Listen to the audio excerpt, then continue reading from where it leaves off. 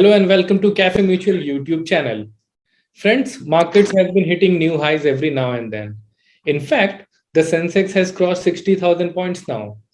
So in such a scenario, most of you may be confused on how to deal with incremental money. To help us spill the beans, we have with us Mr. Sailesh Raj Bhan, Fund Manager, Nippon India Mutual Fund. With over 24 years of experience in wealth creation, Sailesh manages flagship schemes of the fund house. Welcome, Sailesh. So, Sailesh, I'll start with a question which I have already thrown in my introduction session. So, the market has reached 60,000 points now. So, while the markets are riding the bull, the economy is yet to get back to the pre-COVID levels. So, what does the current scenario mean for investors, and where do you see the markets heading from here? See, there will always be a lead lag effect in terms of how the economy moves and how the markets move, because markets generally tend to be a little bit more forward looking, having a 1 to 3 year kind of an horizon, and try to predict how the economic activity will rebound and come back. All the signals and signs in terms of economic activity, volume, recovery, deferment of, or lack of a large third wave at the moment, all these point towards the continuation of the strong recovery which we are seeing, whether it is the core economy sectors like steel, cement, or such sectors, or whether it is export oriented sectors like IT services and engineering exporters, as also the real investment cycle which was missing in India. We are seeing very early signs of it also starting to come back. Overall interest rates being unfavorable generally is also a supporting factor for revival. And we are seeing each of these sectors revival feeding into the growth of other sectors. So if I may point out, say maybe 10, 11 out of the 14 sectors today are doing well, which itself is a good sign, right? And if this sustains for 12, 18 months, then it feeds into growth for whole economy on a much more sustainable basis. So please don't see this as an index level or a reference to take decisions. I think most important being, what is your equity allocation and the time frame for which you are allocating money. If you're over allocated, you can do some adjustments. But if you're under allocated, you have to participate with the 3-5 year horizon in terms of the whole recovery cycle is underplay. Another important point, one we should not miss, is India is coming out of 5-7 very difficult years on the economic side. Okay. If you recollect, one favorite chart which people used to talk about or show was the profit to GDP in India had collapsed from 7-8% to as low as under 4%. And I think that economic profit cycle is starting to is visible now across sectors. So the base is favorable for medium-term growth to be good in India. And unless there is some global debacle or something like that, I think directionally from a earning recovery phase, India seems to be in a much more stronger position than it has ever been in the last 5 years. Okay.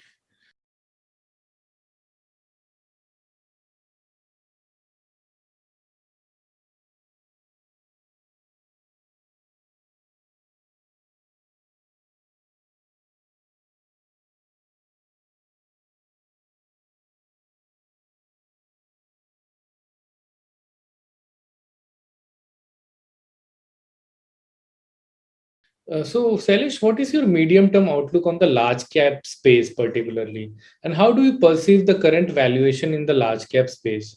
So, do they hint any forthcoming correction? The large cap space is possibly so well positioned because, there has been many factors which have supported this change. Like, you are seeing consolidation. Let us take large sectors like, large banks. Now, virtually competition from NBFCs has come down so significantly that, the profit pool has completely shifted to large banks. Similarly, in telecom, consolidation is so significant that, all the profits and future growth seems to be consolidating to the top 1, 2, 3 players only. Similar is the case in steel. Market shares in steel sector of the top 5 companies has only increased because they've acquired a lot of assets. So each sector by sector, if you go through and see, you will realize that there is significant consolidation because of the set of reforms which have happened in the last 5-7 years, which have given a push towards formalization, and organized companies and larger businesses have gained share. And that I think will reflect or is already reflecting in the high profitability of these companies. So our view on the large cap spaces, they are well positioned to ride the recovery. Their balance sheets are the strongest we know in a decade or so. And I think they will possibly be the driver of broader economic recovery. In fact, the private sector large cap space has underinvested in the last 5, 10 years because of the weak economic cycle. I think that whole turnaround in that cycle is waiting to happen. I think the journey from a earning opportunity from the large cap space where the earnings seems to be uh, very positive, and outlook seems to be very positive for this. Okay, so how comfortable are you with the valuations in large cap space? Valuations have certainly increased, so markets are not as cheap as they were a few months back or 12 months back. But I think for a genuine reason, the earnings have also caught up very sharply. Let me give you a small example of, say, a commodity sector, for example. Commodity sector contribution to India's profits has moved up in the last 3, 4 years. It was much lower about 3, 4 years back, and it's now moved up substantially. Similarly, a pharma sector was going through a crisis of profits that has turned around and started delivering reasonable profits. Banks have turned around, and I think they are also delivering reasonable profits. So the overall profitability of the economy has moved up, which gets first reflected in large cap space.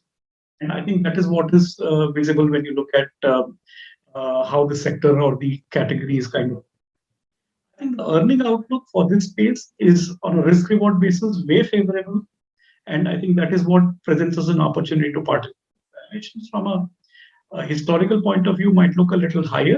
But if you see the outlook for the next 3, 4 years in terms of how consolidation will drive profitability and earnings for these spaces, I think should be pretty favorable for this. Any forthcoming correction do you see?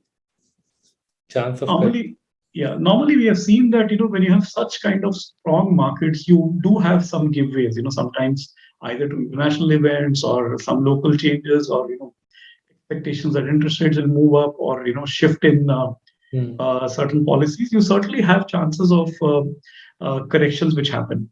The good part is any correction in an opportunity where earnings are in an upcycle, I think is a advantage which investors can actually look at taking this advantage when you see corrections happening in this kind of a strong earning environment. It's possible that led by some global event or whatever, you can have markets giving you the volatility, which investors can use to their advantage and looking at the next 3, 5 years, which can be positive from India as a. Okay.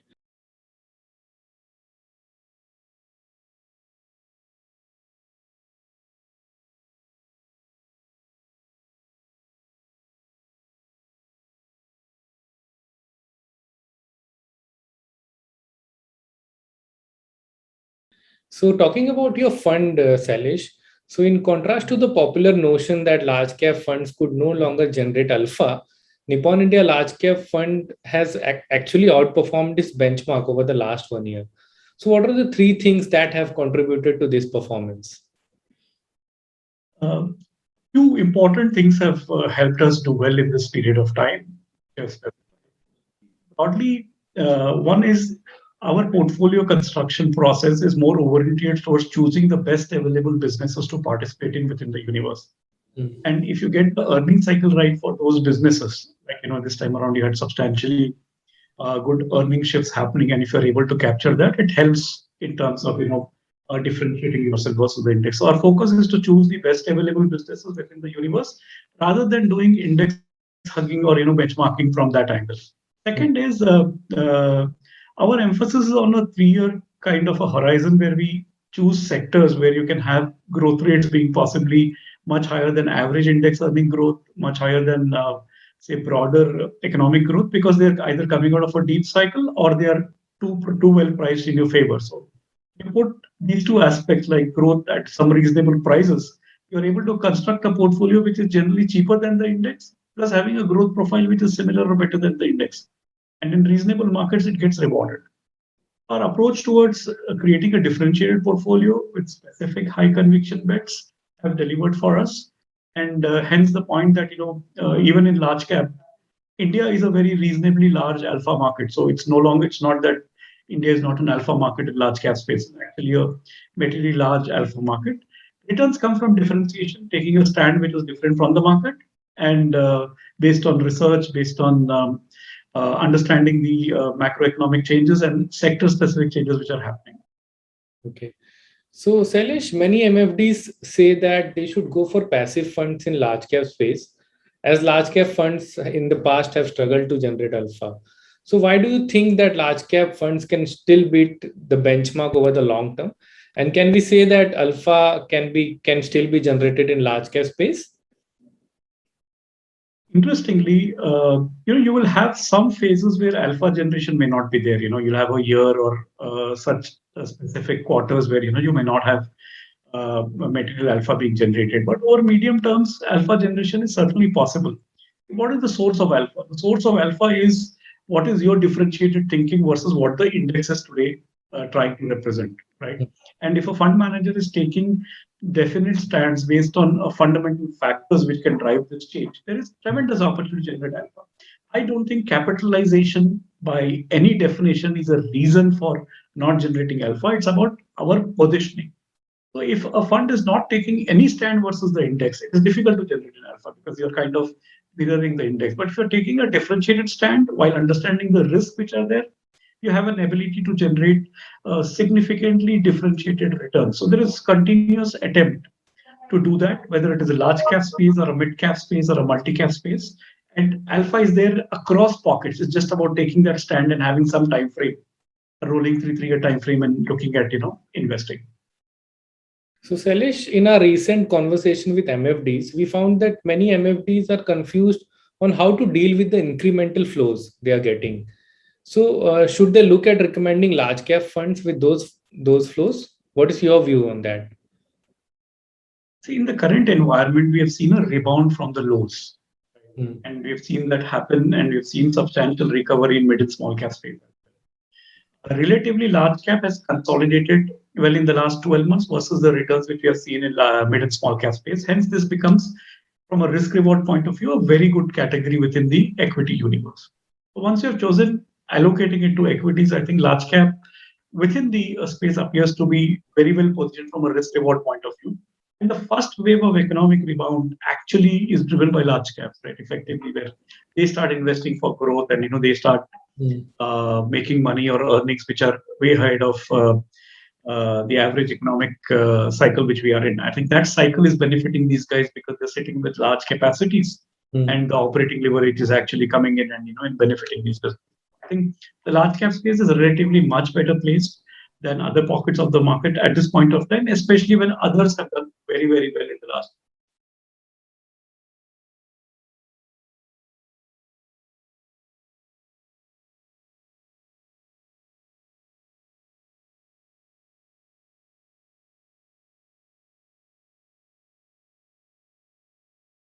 Salish, your fund has heavily invested in financials, energy, and technology. So, what are the key reasons for this? Specific sector selection is a function of the opportunities which we see. For example, Mm. in each of these categories, like I mentioned about consolidation in large banks, the sense, profit share and market share is shifting to larger banks while NBFCs are suffering. So that is one big area which is there. And the valuations of large banks are way cheaper than what they used to be before. That category has relatively underperformed a bit in the last few months versus the market. Mm. That is an opportunity. And they are all well capitalized, well positioned for growth. Risk of non-performing assets is diminished significantly. And they have a full investment cycle to be played out in the next 5, 7. That's Mm. one space. Similarly, in you talked about IT services. I think the cycle has rebounded materially. Strong demand for IT services, preponement of demand because of COVID. All of them have led to support to a earning recovery, which was a sector which was low single-digit earnings, starting to do early or mid, double-digit earnings. So that is one space we are positive. So that's how we have positioned our portfolio because there are strong cash-generating businesses and provide a favorable risk reward. So, Salish, one last question. So, the fund has invested across close to 50 stocks, right? So, what are the key reasons for this diversification? Our idea is to generate right risk-adjusted returns. So, we are not concentrated on just one specific weight or the other. Mm. So, out of the 13, 14 sectors which are there, we have high conviction bets in about 3 to 4 sectors at any point of time, Mm. which allows us to, keep our emphasis, our research effort, and everything directed towards those specific areas where we think a bigger differentiation is possible. And keeping diversification allows you to lower the volatility of the fund, which in a way gives a better experience to the investor who stayed invested for a medium kind of thing. The idea is to generate better risk-adjusted returns to investors over the longer term, and still retain the ability in the fund to generate alpha. It cannot be active investing cannot be without an ability to generate alpha. Thankfully, India is a large alpha market across categories. Our opinion.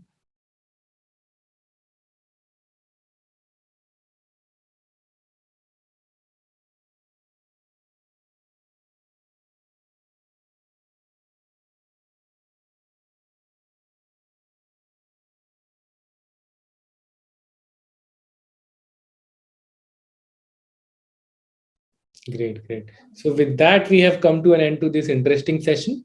Thank you so much, Sailesh, for such an insightful session. Thank you very much, and thank you for having me today. Yeah. So finally, I thank each one of you for being such a wonderful audience. Thank you so much.